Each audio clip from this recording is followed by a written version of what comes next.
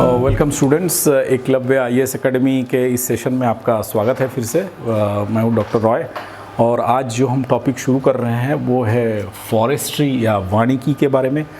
तो इसमें वानिकी के बारे में हम आपके सिलेबस में जो फॉरेस्ट के बारे में दिया गया है और जो सिल्वीकल्चर, फॉरेस्ट, एग्रो फॉरेस्ट्री और इसका कंजर्वेशन और फॉरेस्ट की इकोनॉमी, मतलब इसमें फ़ायदा किस तरह से है, ये सब टॉपिक्स हम देखेंगे और उसके बारे में पढ़ेंगे। पर जो मेन टॉपिक शुरू करने से पहले कुछ फैक्ट्स है, जो बेसिक चीज़ें हैं जो हमको जानना ज़रूरी है, क्योंकि फॉरेस्ट्री एक बिल्कुल नया सब्जेक्ट है और ये नॉर्मली हम कभी पढ़े नहीं होते हैं। ख़ास करके इवन जो एग्रीकल्चर से भी आ रहे हैं, एग्रीकल्चर में भी एक एग्रो फॉरेस्ट्री का कोर्स है, पर वो एक छोटा सा हिस्सा है। इसमें और भी कई ऐसी चीज़ें हैं जो कि उस कोर्स में नहीं है। जो एग्रीकल्चर से हैं वो पढ़े होंगे एग्रो फॉरेस्ट्री के बारे में, फॉरेस्ट मेंसुरेशन के बारे में वो पढ़े होंगे, जो कि हमको यहाँ पढ़ना है। यानी कि फॉरेस्ट का मेज़रमेंट कैसे किया जाता है, फॉरेस्ट का जो ट्री है उसको हम मेज़र कैसे करते हैं, इतना लकड़ी है जिसको कि टिम्बर बोला जाता है, जो फॉरेस्ट की जो लकड़ी हमको मिलती है जिसको कि टिम्बर शब्द का इस्तेमाल किया जाता है, वो टिम्बर कितना मिलता है, उसका वैल्यू क्या होता है, उस लंबाई कैसे नापते हैं, पेड़ की ऊंचाई को कैसे नापा जाता है, ये सब हम मेंसुरेशन में पढ़ते हैं। मेंसुरेशन जिसको कि हिंदी में आप क्षेत्रमिति बोलते हो, जो हम स्कूल में पढ़ चुके हैं कि कैसे हम ट्रायंगल का, त्रिभुज का क्षेत्रफल कैसे निकालते हैं, चतुर्भुज का कैसे निकालते हैं, सर्कल का कैसे निकालते हैं। तो यहाँ पर जो है कुछ उसके सिद्धांतों का हम इस्तेमाल करते हैं, जो ज्यामिति के नियम हैं या फिर कुछ त्रिकोणमिति के नियम हैं, उन सिद्धांत नियमों का इस्तेमाल करते हुए हम फॉरेस्ट का मेंसुरेशन या फॉरेस्ट का मेज़रमेंट करते हैं। खास करके ऊंचाई निकालना और एक ट्री की ऊंचाई को कैसे ज्ञात करते हैं, उसकी गोलाई कैसे ज्ञात करते हैं, तो उन सिद्धांतों का यूज़ करते हैं। और साथ में उसके फॉरेस्ट के जो सॉइल के बारे में भी कैसे उनको कंजर्व करना है, वो भी हमको इसमें देखना है। कई सारी चीज़ें हैं जो हम देखेंगे। पर मेन टॉपिक शुरू करने से पहले कुछ बेसिक फैक्ट्स हैं जो कि हमको पहले जानना ज़रूरी है, जो कि बार बार आगे आता रहेगा, जो टर्म्स है जो आगे बार बार आते रहेंगे। तो पहले हम उनको देखेंगे, मेन फैक्ट्स को देखेंगे।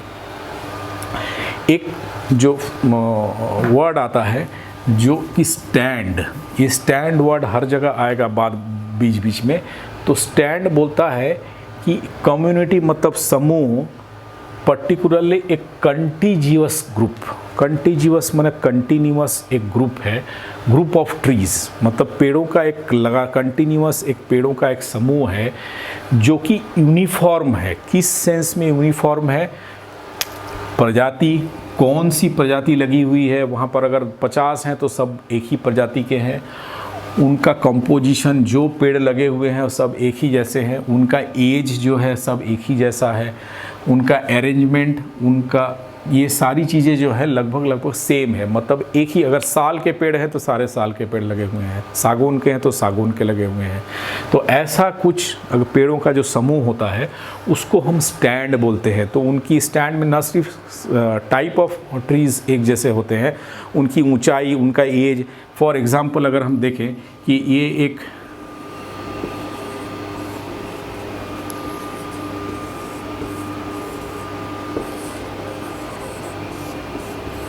तो इसको एक हम फॉरेस्ट का स्टैंड बोल सकते हैं।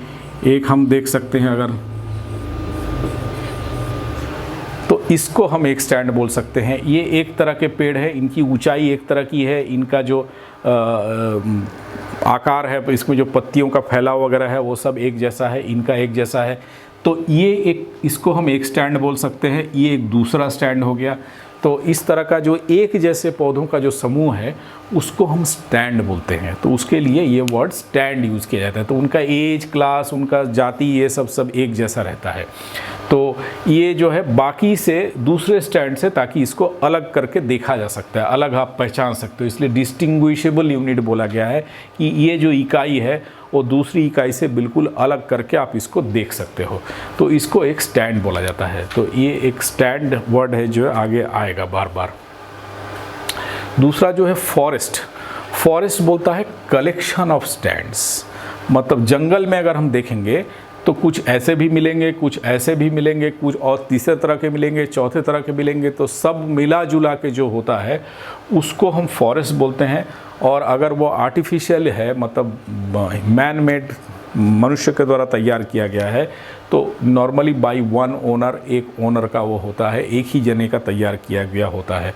तो स्टैंड जो है वो एक जैसे पौधों का समूह है, एक जैसे पेड़ों का समूह को हम स्टैंड बोलेंगे, और ऐसे कई समूहों को मिला के हम फॉरेस्ट बोलेंगे। एक वर्ड बार बार आएगा, फेलिंग। फेलिंग का सिंपल जो मतलब है कि वो है पेड़ को काट के गिराना, तो इसको हम फेलिंग बोलते हैं। तो ये बोलता है कि process of cutting down individual trees. जो इंडिविजुअल ट्री है, एक पेड़ है, उसको काट के गिराना, तो ये जो है ये लॉगिंग का एक हिस्सा है। तो लॉगिंग क्या है? लॉगिंग एक बड़ा काम है जो नेक्स्ट स्टेप में हम देखेंगे लॉगिंग क्या है। उसका एक हिस्सा है फेलिंग। फेलिंग का सिंपल मतलब है कि एक अकेले पेड़ को काट के गिरा देना, उसको हम बोलते हैं फेलिंग। और जो उसको काट के गिराता है उसको हम बोलते हैं फेलर। फेलिंग जो है ये एक लॉगिंग, एक टास्क है, लॉगिंग एक प्रोसेस है, उसका एक हिस्सा है। तो लॉगिंग में क्या होता है? लॉगिंग में हम पेड़ को काटते भी हैं, उसका वहीं पर प्रोसेसिंग भी करते हैं, उसको वहाँ से हटा के वहीं पर प्रोसेसिंग भी करते हैं, उसको मतलब अगर छोटे टुकड़ों में काटना हो वो भी करते हैं, उसको लोड करते हैं, पेड़ जो ट्रक में लोड करते हैं। ये सारा प्रोसेस जो है वो पूरा लॉगिंग के अंदर आता है। और सिर्फ काटने वाला जो हिस्सा है, कटिंग, ये जो है ये फेलिंग में आता है।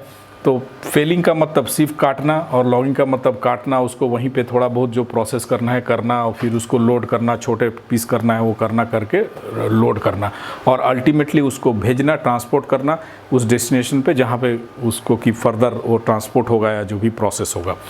तो फेलिंग का मतलब आप ध्यान रखेंगे कि फेलिंग मतलब पेड़ को काटना। ये फेलिंग बार बार वर्ड भी आगे आएगा। इसके बाद फॉरेस्ट के बारे में कुछ फैक्ट्स हम देखेंगे। एक कभी पूछा जाता है कभी कभी, फ्लेम ऑफ फॉरेस्ट किसको बोलते हैं? फ्लेम ऑफ फॉरेस्ट मतलब फॉरेस्ट, फ्लेम मतलब आग, जो जब आग जलती है उसकी जो लौ है वो लौ, उसको हम फ्लेम बोलते हैं। तो फ्लेम ऑफ फॉरेस्ट किसको बोला जाता है? तो पलाश करके एक पेड़ है जिसमें कि जो फूल लगते हैं, जिसमें जो फूल आते हैं वो वायलेट, येलो, रेडिश कलर के फूल आते हैं, जो वो जनवरी, फरवरी, मार्च इस समय उसके फूल आते हैं।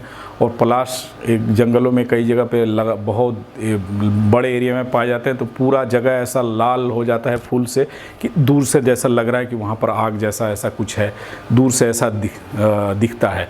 तो इसलिए उसको फ्लेम ऑफ द फॉरेस्ट नाम दिया गया है। तो उसको हिंदी में पलाश बोलते हैं, और इसका साइंटिफिक नेम ये है ब्यूटिया मोनोस्पर्मा। तो ये साइंटिफिक नेम आपको ध्यान रखना पड़ेगा, क्योंकि साइंटिफिक नेम पूछ सकता है। फॉरेस्ट ट्रीज़ है, कौन सा है, उसका साइंटिफिक नेम क्या है? Flame of the forest is known, which of the following is flame of forest, ऐसा अगर पूछता है। या scientific name of Palash is, तो ब्यूटिया मोनोस्पर्मा इसका नाम है। इसी तरह से फॉरेस्ट ट्रीज़ का किंग किसको बोला जाता है? जंगल में जितने पेड़ पाए जाते हैं उनमें से किंग किसको बोला जाता है? किंग ऑफ फॉरेस्ट ट्रीज़ किसको बोला जाता है? तो ये टिक को बोला जाता है। टिक यानी सागौन जिसको हम बोलते हैं हिंदी में, इसका साइंटिफिक नेम है टिक्टोना ग्रैंडिस। इसको किंग इसलिए बोला जाता है कि ये जो टीक का पेड़ होता है, इसकी जो लकड़ी वो बहुत महंगी बिकती है, क्योंकि आप देखेंगे इसका जो फर्नीचर होता है वो बहुत मजबूत होता है और बहुत टिकाऊ होता है, उसमें जल्दी वो ख़राब ही नहीं होता। वो ज़िंदगी लोगों की निकल जाती है पर वो फर्नीचर या वो ख़राब नहीं होता है। टीक का जो फर्नीचर है वो बहुत अच्छा और बहुत मजबूत होता है सागवान का, तो ये बहुत महंगा भी बिकता है। तो इसलिए इसको king of the forest, king naturally इसलिए क्योंकि ये बहुत मजबूत है। वर्ल्ड फॉरेस्ट्री डे कब मनाया जाता है? वर्ल्ड में फॉरेस्ट्री डे पूरे विश्व में किस दिन मनाया, मतलब विश्व वन दिवस जिसको आप बोल सकते हैं, या वानिकी दिवस, तो ये 21 मार्च को मनाया गया है। इस बार 21 मार्च को मनाया जाता है। तो ये संडे मनाया गया था इस बार करके, आप 21 मार्च याद रखेंगे कि 21 मार्च जो है वो 21 मार्च को वर्ल्ड फॉरेस्ट डे मनाया जाता है। इसी तरह से वन महोत्सव भी मनाया जाता है, वन वीक भी मनाया जाता है, वीक फॉरेस्ट वीक भी सेलिब्रेट किया जाता है। तो फॉरेस्ट वीक इंडिया वन महोत्सव सप्ताह जो है ये 1 जुलाई से 7 जुलाई मनाया जाता है। फर्स्ट जुलाई से 7 जुलाई, 1 से 7 जुलाई के बीच में हर साल इसको मनाया जाता है। तो 1 जुलाई से 7 जुलाई उसको वन महोत्सव सप्ताह या फॉरेस्ट वीक इंडिया में बोला जाता है। इसी तरह से एक टर्म आ गया हाई फॉरेस्ट। हाई फॉरेस्ट जैसा कि नाम सुन के लगता है कि ऊंचा होगा, ऊंचा जंगल जहाँ पर ऊंचा होगा वैसा। तो हाई फॉरेस्ट एक्चुअली बोला जाता है कि ये एक वैसे इस तरह के फॉरेस्ट है जिसको कि ओरिजिनेट मतलब जिसकी उत्पत्ति, उसका ओरिजिन कहाँ से हुआ है, ओरिजिन वो बीज से हुआ है या चारे को लगाने, सीडलिंग पौधे को लगाने से या बीज को लगाने से जिसकी उत्पत्ति हुई है, उसको हम हाई फॉरेस्ट बोलते हैं।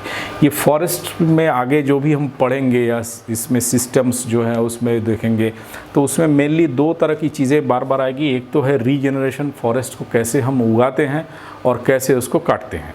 ये 2 चीज़ों के ऊपर इसका सिस्टम्स में बार बार इसको लेकर चर्चा होता है। तो हाई फॉरेस्ट उसको बोला जाता है जो कि ऐसा जंगल है जिसको उगाया कैसे गया है, जिसको कि बीज से उगाया गया है या पौधे लगा करके उसका पौधे से छोटा पौधा बीज से तैयार करके या किस तरह से उसको लगाया गया है, तो इसको हाई फॉरेस्ट बोलते हैं।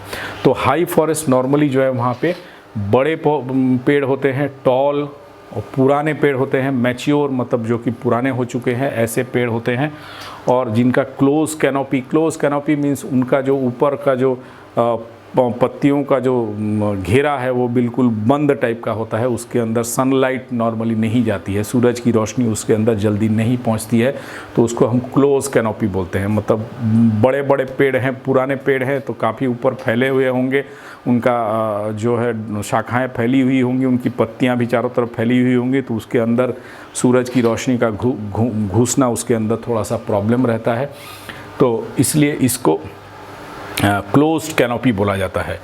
तो ये हाई फॉरेस्ट में क्या होगा कि हाई फॉरेस्ट में जो पेड़ है वो लंबे लंबे होंगे, जो कि हाई से आप लिंक कर सकते हो उसको, टॉल हैं, लार्ज हैं, मैच्योर ट्रीज़ होते हैं, पुराने ट्रीज़, और इनका कैनोपी जो है वो क्लोज होता है, तो इनका ऊपर का जो है थोड़ा बंद जैसा रहेगा।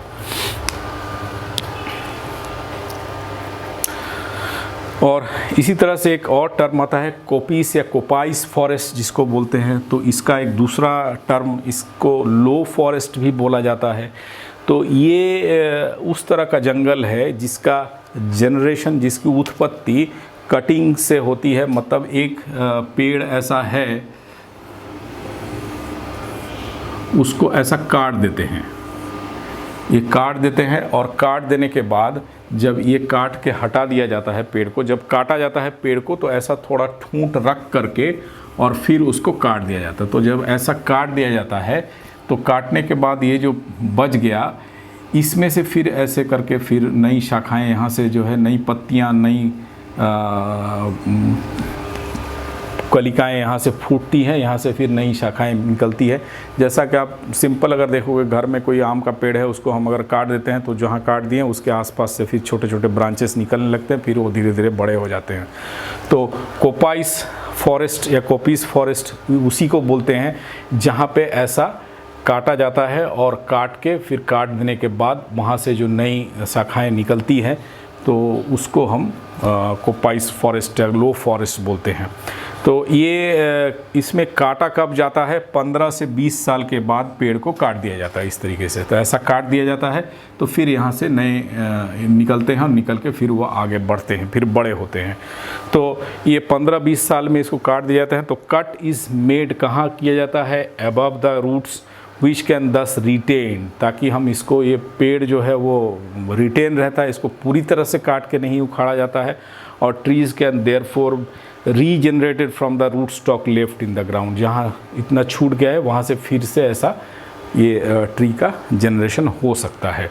तो इसको ग्राउंड लेवल से थोड़ा सा ऊपर काटा जाता है, ऐसा यहाँ थोड़ा डिस्टेंस लेकर के, करीब 1 फीट बोलते हैं कि ऐसा लेकर के इसको काट दिया जाता है। इसमें प्रॉब्लम ये है कि इस तरह का अगर काट दिया गया तो इसमें जो मवेशी यहाँ चरने वाले हैं, जो भी नया नया निकलेगा उसको मवेशी खा सकते हैं, तो उसका ग्रोथ जो है फिर से प्रॉब्लम हो सकता है। तो उसके लिए क्या किया गया कि ये जो कटिंग है यहाँ नहीं करके अब ऊपर किया जाता है। तो थोड़ा ऊपर करके काटने से क्या होता है कि वो मवेशी जो है उतना ऊपर नहीं पहुँच पाते, थोड़ा सा ऊंचे में उसको काटा जाता है। एक टर्म है पोलार्डिंग। पोलार्डिंग बोलता है, पोलार्डिंग ट्री का मतलब ये है कि कटिंग, ट्री को काट देना। कहाँ काट देना? Cutting them back nearly to the trunk so as to produce dense mass. मतलब जो अभी अब मैं आपको बता रहा था कि ये पेड़ है, तो इसको थोड़ा ऊपर से ऐसा काट दिया जाता है ताकि यहाँ से नई शाखाएं फिर से निकलती है। तो इससे क्या होता है कि पेड़ थोड़ा सा घना हो जाता है। ऐसा करने से पेड़ घना हो जाता है, तो इसको पोलार्डिंग बोलते हैं, जिससे कि डेंस मास, थोड़ा सा घना जो है उसका वो बन जाए, ब्रांचेस निकल जाए। तो ये एक तरह का प्रूनिंग सिस्टम है। प्रूनिंग किसको बोलते हैं ये हम देखेंगे। तो ये एक तरह का प्रूनिंग सिस्टम है जिसमें क्या होता है, involving the removal of the upper branches. तो ऊपर के जो ब्रांच है, ऊपर की जो शाखाएं यहाँ पर थी उसको काट दिया जाता है, जिससे और शाखाएं निकलती है, तो जिससे कि एक डेंस हेड यानी कि घना टाइप का पेड़ जो है वो उग आता है। प्रूनिंग हम किसको बोलते हैं? प्रूनिंग जो है ये एक हॉर्टिकल्चर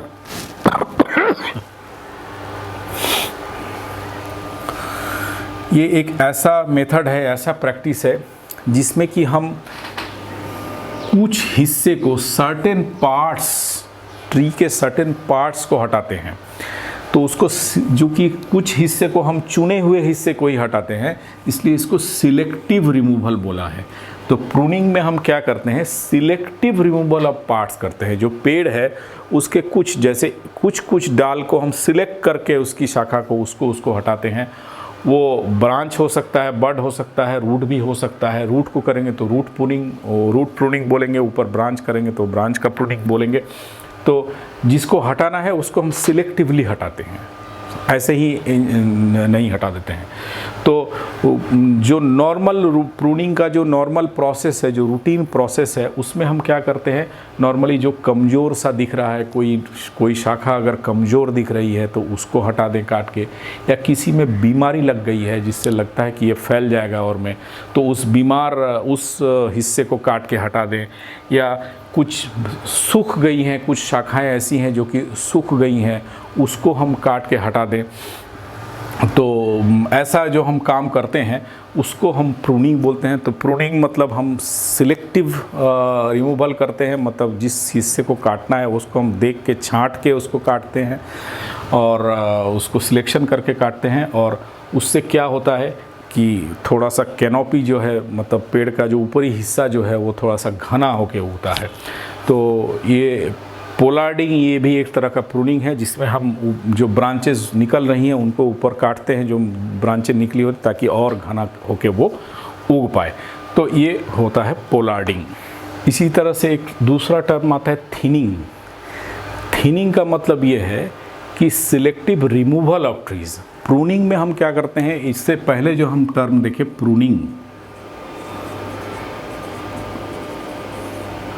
प्रूनिंग में क्या करते हैं, हम सिलेक्टिव रिमूवल ऑफ ब्रांच करते हैं। मतलब एक ट्री है, उसमें कुछ ब्रांच है जो कि हमको लगता है कि ये ठीक नहीं है या ज़्यादा बढ़ रहा है, एक तरफ ज़्यादा बढ़ता जा रहा है, तो उसको हम, या उसमें डिजीज़ लग गया है तो उसको हम काट के हटा देते हैं।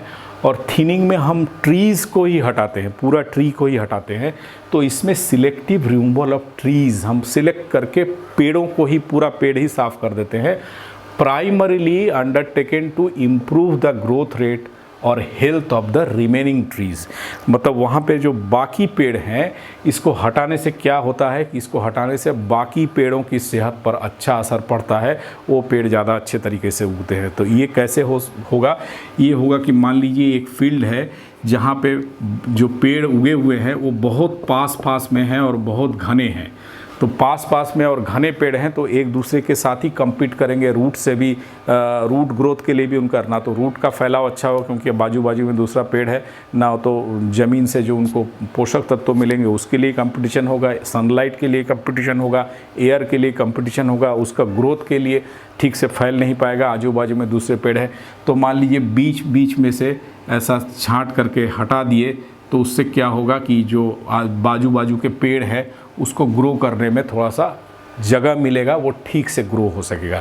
ये ध्यान में रखते हुए किया जाता है कि नॉर्मली जैसा जब हम फसल को उगाते हैं तो फसल को जब हम लगाते हैं खेत में, जैसे धान का पौधा लगा रहे हैं, गेहूं लगा रहे हैं या मक्का लगा रहे हैं, खेत में जब हम लगा रहे हैं तो उसका एक हिसाब होता है कि 1 एकड़ में या 1 हेक्टेयर में कितना पौधा आएगा, उसका एक हिसाब है। उसके हिसाब से उसका सीड रेट या बीज का दर तय किया जाता है कि इतना बीज 1 एकड़ में हम डालेंगे, 30 किलो, 20 किलो, 40 किलो जो है वो रेट तय होता है कि पर हेक्टेयर में या पर एकड़ में कितना बीज डालेंगे, तो इतना पौधा पर एकड़ या पर हेक्टेयर में उगेगा। इसी तरह से इनका भी एक हिसाब है कि 1 हेक्टेयर में या 1 एकड़ में या जो वन को उगाया जा रहा है आर्टिफिशियली, तो इस किस्म के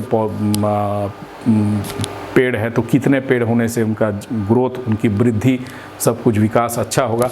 तो उसी हिसाब से उसको देखते हुए बाकी जो लगाया गया है, क्योंकि लगाते समय हम ऑलवेज ज़्यादा लगाते हैं, नहीं तो पता चला अगर 40 की ज़रूरत है 40 ही लगाए, उसमें से 5 मर गया जब ग्रो होने के टाइम में, या पहले सीज़न में 5 सर्वाइव नहीं कर पाया, तो हमारा पॉपुलेशन जो है, इफ़ेक्टिव टोटल पॉपुलेशन घट जाएगा, तो हमारा यील्ड जो है, पैदावार जो है वो घट जाएगा।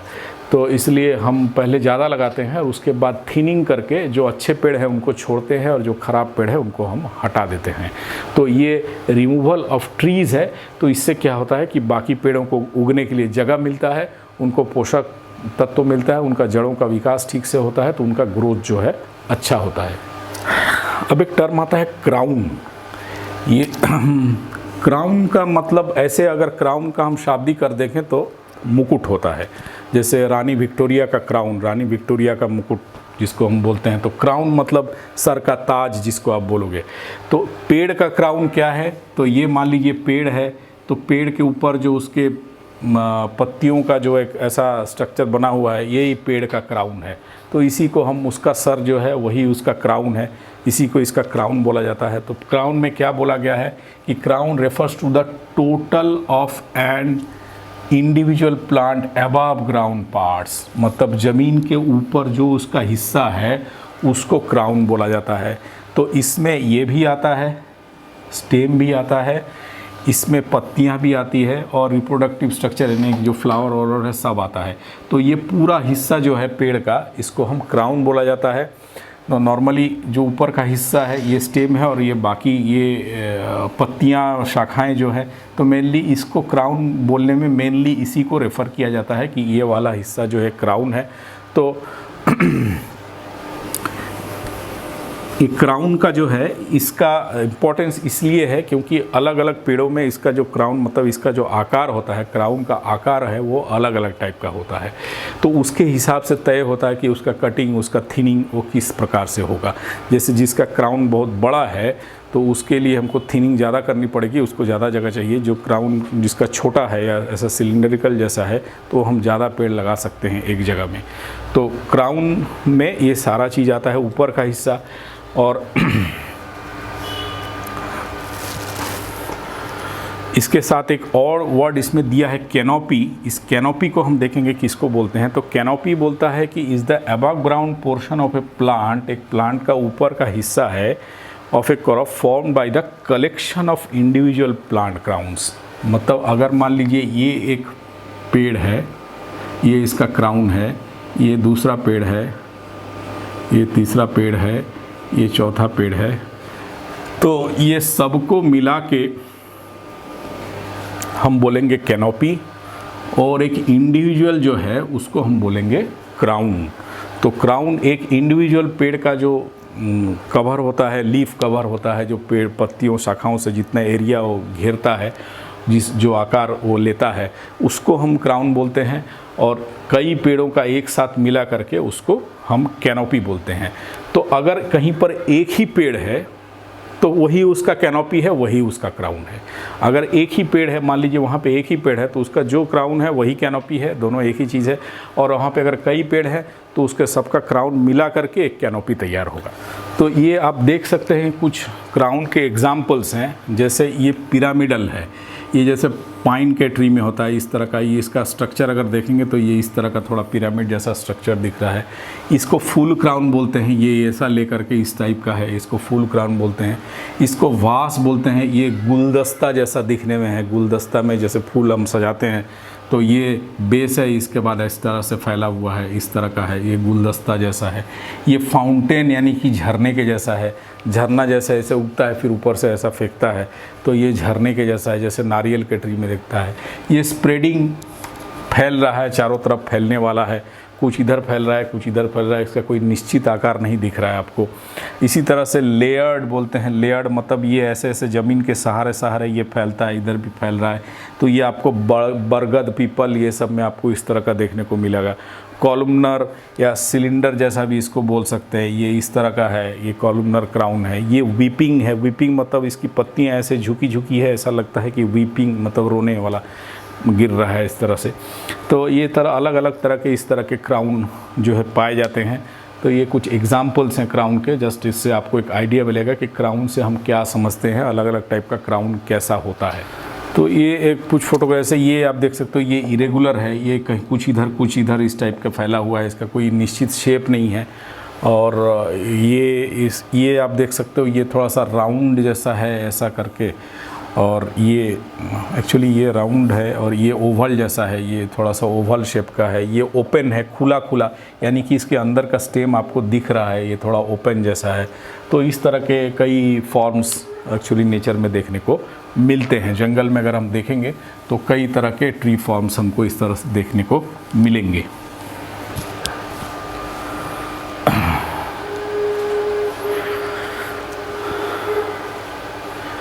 तो क्राउन जो है और कैनोपी दोनों में क्या डिफरेंस क्या है? तो क्राउन बोलता है refers to the totality of its above ground structure. वो एक पेड़ की बात करता है, एक पेड़ के ऊपर जो भी उसका हिस्सा है, जो उसका तना है, उसके बाद जो शाखाएं और पत्तियां मिलकर के जो बनाती है वो उसका क्राउन होता है, जिसमें कि ट्रंक भी आता है, यानी कि तना जो है वो आता है, स्टेम, उसके बाद पत्तियां, ब्रांचेस, रिप्रोडक्टिव पार्ट्स, फ्लावर्स सभी आते हैं। और कैनोपी जो है वो होता है कि कलेक्शन ऑफ क्राउन्स, कई सारे क्राउन एक साथ मिल करके जो होता है उसको हम कैनोपी बोलते हैं।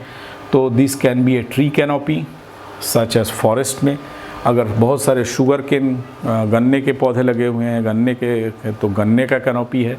तो डिपेंड करता है कि किस चीज़ के है। तो बहुत सारे पौधों का जो क्राउन है वो मिला करके उस एक कैनोपी शब्द का इस्तेमाल किया जाता है। एक वर्ड आता है अंडर स्टोरी। अंडर स्टोरी में ये बोलता है कि different size and types of crown, अगर हम जंगल में देखेंगे तो हो सकता है कुछ जो है इस तरह के मिले, कुछ हमको इस तरह का मिले, कुछ जो है ऐसा इस तरह का कुछ मिले। तो अलग अलग क्राउन जो है हमको मिलेंगे। और कुछ मान लीजिए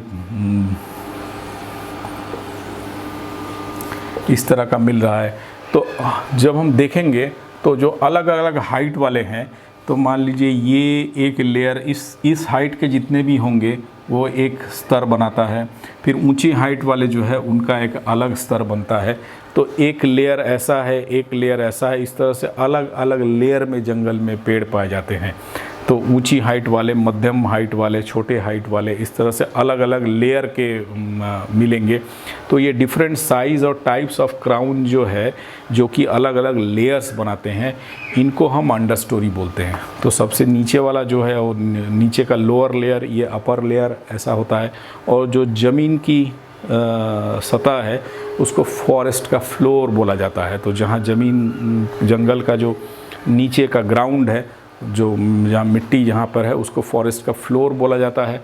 और ये जो है अलग अलग हाइट के जो हैं उनका जो एक अगर सबको एक साथ करेंगे तो वो एक लेयर बोलते हैं। तो एक layer, first layer, second layer या टॉप लेयर, मिडिल लेयर, इस तरह से लेयर बोला जाता है। तो अंडर स्टोरी कुछ नहीं है, अंडर स्टोरी जो लेयर्स हैं उनको अंडर स्टोरी बोला जाता है। तो ये आप देख सकते हैं, ये एक जो है ना, ये सब मिला करके सारे क्राउन्स को मिला करके एक कैनोपी है। ये एक क्राउन है, ये वाला एक क्राउन है, ये एक दूसरा तीसरा क्राउन है। तो इस तरह का ये अलग क्राउन है, ये अलग क्राउन है, ये अलग क्राउन है, ये अलग क्राउन है। तो इन सबको मिला के जंगल का कैनोपी है। अगर लेयर वाइज बात करें तो ये एक लेयर बन रहा है, तो एक लेयर ये है, दूसरा लेयर ये है, ये दूसरा लेयर है, ये पहला लेयर है। तो इस तरीके से अलग अलग लेयर भी जंगल में देखने को मिलेगा। जैसे बिल्कुल छोटे भी मिलेंगे, जैसे ये वाला देखेंगे, ये सब एक अलग लेयर के ये है। तो ये एकदम नीचे के लेयर है, उसके बाद ये बीच में है, फिर इसके बाद लेयर है, ये लेयर है। इस तरह से अलग अलग लेयर आपको देखने को मिलेगा। और ये क्राउन, ये क्राउन, ये क्राउन, ये सब मिल करके इसको हम टोटल में कैनोपी बोलते हैं।